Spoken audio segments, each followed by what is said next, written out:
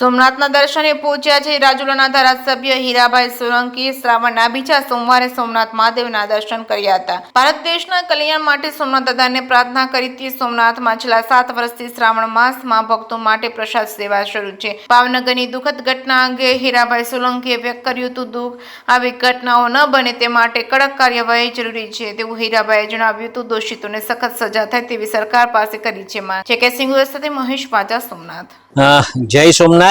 આમ તો શ્રાવણ માસના પવિત્ર દિવસે આ દ્વિતીય સોમવાર છે અને જેમના દર્શન માત્રથી આપણું જીવન કલ્યાણ થઈ જતું હોય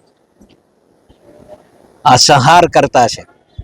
હું રામેશ્વર પર દર્શન કરી આવ્યો છું અને સોમનાથ દર્શન કરવાનો લાભ આ દ્વિતીય સોમવારના દિવસે જ્યારે પ્રાપ્ત થયો હોય ત્યારે ભગવાન પાસે પ્રાર્થના કરીએ દિન પ્રતિદિન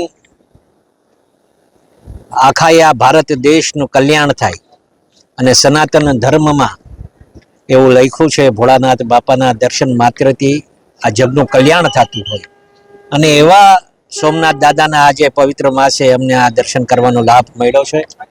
આપ સાથે સંપર્ક થયો છે ત્યારે હું જય સોમનાથ નાદ સાથે ભોળાનાથથી જયકારો કરું છું. હર હર મહાદેવ, જય સોમનાથ. ભાઈ, એક અનોખી શિવ ભક્તિ આપના દ્વારા છેલ્લા 7 વર્ષથી ચાલી રહી છે, શું આખી વિગત? બસ ઈશ્વરે કંઈક આપ્યું હોય તો સનાતન ધર્મમાં આપણે જે રીતે સેવા આપી શકાય, લોકો શારીરિક સેવા પણ આપી શકે છે, આર્થિક સેવા પણ આપી શકે છે. એ રીતે આજે 7 વર્ષ થઈ ગયા મને અને પ્રસાદ દર સોમવારે શીરાની પ્રસાદ હોય છે, બટેટાની ભાજીની પ્રસાદ હોય છે. આખો શ્રાવણ માસ જે ભક્તો હરિભક્તો અહીંયા આવે છે એને ફૂલની પાકડી રૂપે પણ અમે પ્રસાદના ભેટ રૂપે અમે આ લાભ ઈશ્વરે અમને આપ્યો છે.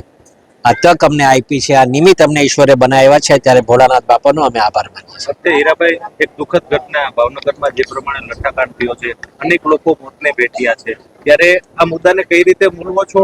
લઠ્ઠાકાંડ ન થાય એના માટે શું સરકારને સૂચન કરવું? નહીં, કોઈ પણ આવા કાંડ થવા જ ન જોઈએ. જે થયું છે એ બહુ દુઃખદ ઘટના બની છે, એમાં દિલગીરી વ્યક્ત પણ કરીએ છીએ, પણ ભવિષ્યમાં આવું ન થાય એના માટે સરકારશ્રીએ પણ ખૂબ સારા એવા કડક કાયદાઓ બનાવ્યા છે. પણ આવા કાંડ જ્યારે બનતા હોય ત્યારે આવા લોકોને સખ્ત સજા થાય એવી પણ સરકાર પાસે માંગણી કરીએ છીએ. આભાર ભાઈ, આભાર.